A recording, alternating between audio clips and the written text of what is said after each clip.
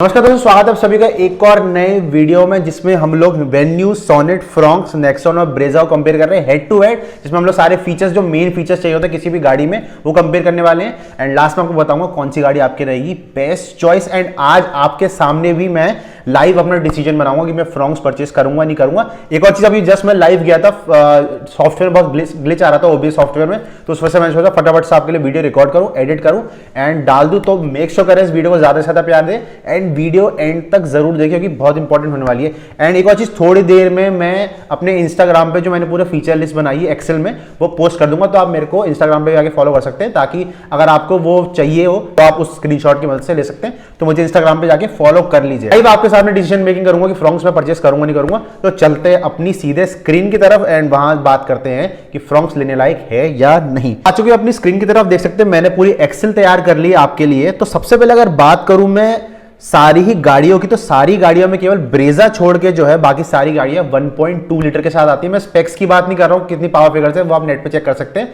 वो बहुत आसानी से आप चेक कर सकते हैं। बट ब्रेजा ही ऐसी अकेली गाड़ी आती है जो 1.5 लीटर पेट्रोल के साथ आती है। तो अगर आपका केवल ये मन है कि मुझे बड़ा इंजन चाहिए तो आप सारी गाड़ियां छोड़ के केवल ब्रेजा की तरफ ही जा सकते हैं।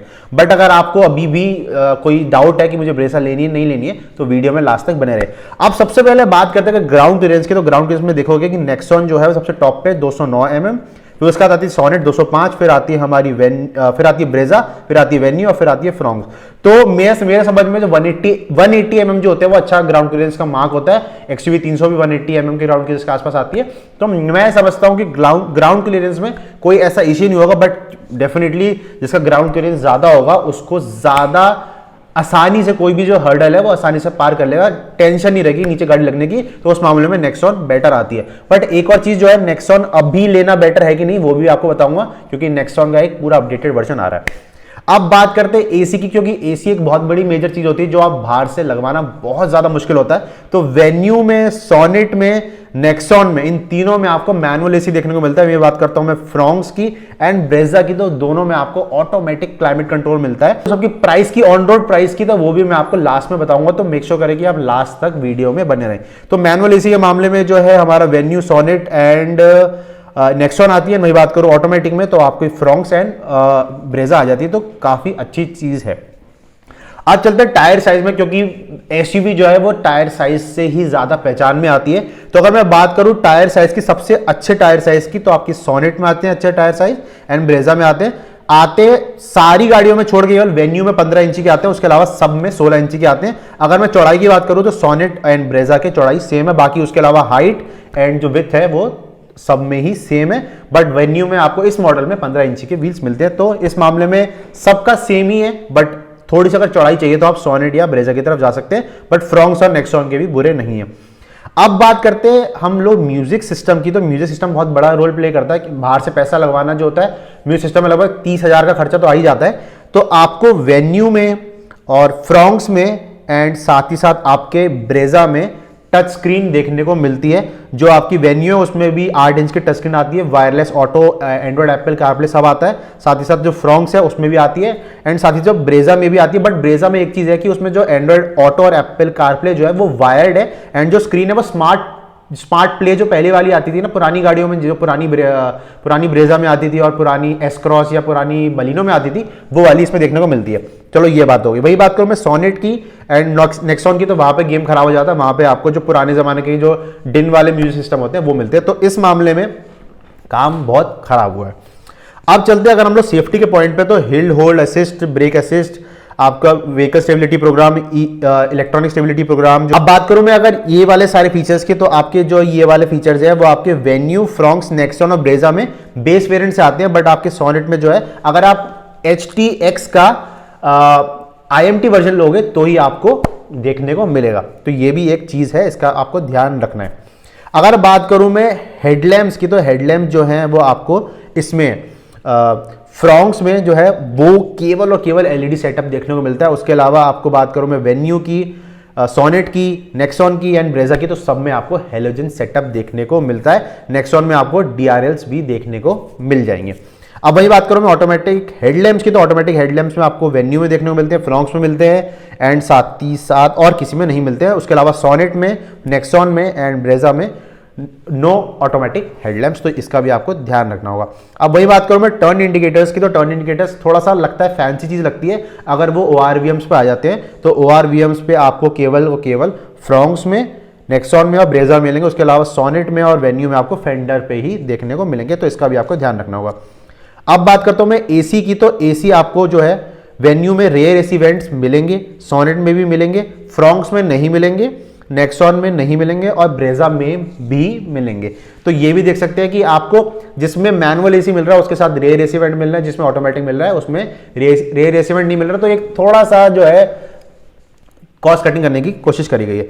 अब डिफॉगर जो है मैं समझता हूं बहुत इंपॉर्टेंट रोल प्ले करता है सर्दियों में, तो डिफॉगर होना जरूरी है।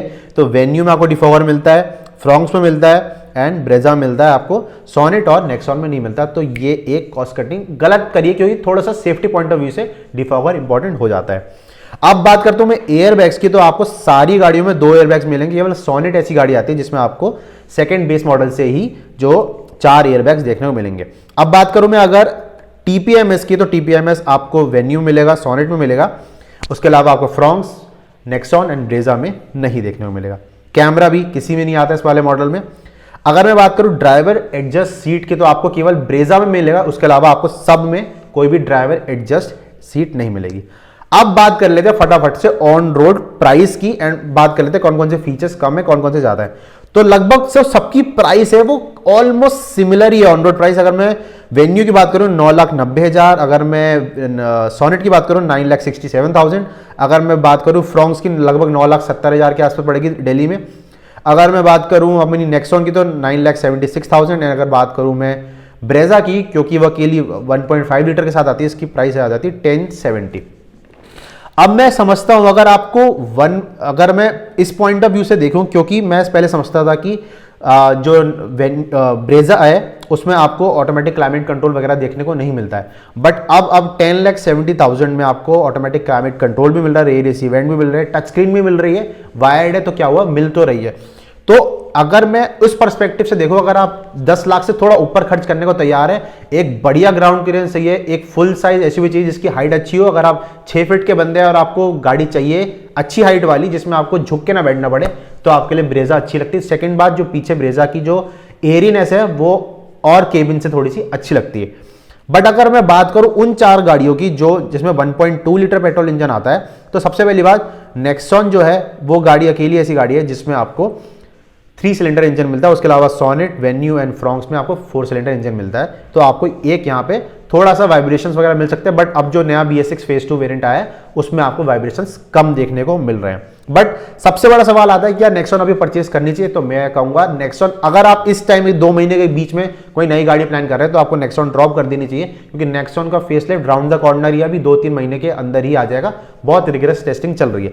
बट अगर ये सब छोड़ते अगर आप लोग लेने का प्लान कर रहे हैं, तो सबसे पहली बात आपको मैनुअल एसी मिलता है, हेलोजन सेटअप देखने को मिलता है, सिंगल डिन सिस्टम मिलता है, ऑटोमेटिक हेडलैम्प्स भी नहीं मिलते हैं, नो रेयर एसी मिलता है, नो रेयर डिफॉगर मिलता है। तो ले दे के आप केवल 5 स्टार सेफ्टी वाला अगर आप दिमाग में पर्सपेक्टिव लेके चल रहे हैं तो आप नेक्सॉन परचेस करेंगे एंड ग्राउंड क्लियरिंग 209। उसके अलावा कोई भी ऐसा फील गुड फैक्टर नहीं जो मैं आपको कहूं कि आपको नेक्सॉन का XM वेरिएंट परचेस करना चाहिए।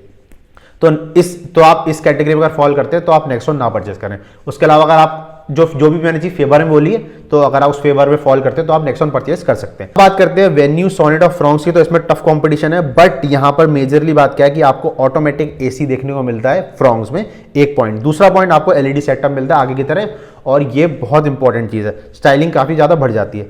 तीसरी चीज जो है आपको व्हील्स भी जो है वो आपको सिमिलर साइज के मिलते हैं, बट थोड़ी चौड़ाई जो आती है वो सोनेट में बढ़ जाती है, ये भी ठीक है। बट अगर बात करूं मैं सिस्टम की, तो सिस्टम बहुत बड़ा फैक्टर है। स्मार्ट प्रो प्लस जो आता है, स्मार्ट प्रो जो आता है, जो बहुत नया जनरेशन सिस्टम है, वो बहुत ज्यादा फास्ट है, मारुति का वो लगकर आता है, एंड इसमें वही 2 दिन आता है, तो ये थोड़ा सा खराब हो जाता है कि आपको इतनी महंगी गाड़ी में नहीं मिल रहा है। सेकंड बात की जो जितने इंपॉर्टेंट सेफ्टी फीचर्स है वो भी नहीं मिलते, हिल होल्ड, ब्रेक असिस्ट केवल IMT वाले मिलते हैं, ये भी मेजर चीज है, उसमें मिलते हैं। वेन्यू मिलते हैं, बट वेन्यू अभी तक किसमें लैग कर रही है, मैनुअल एसी और हेलोजन सेटअप में लैग कर रही है।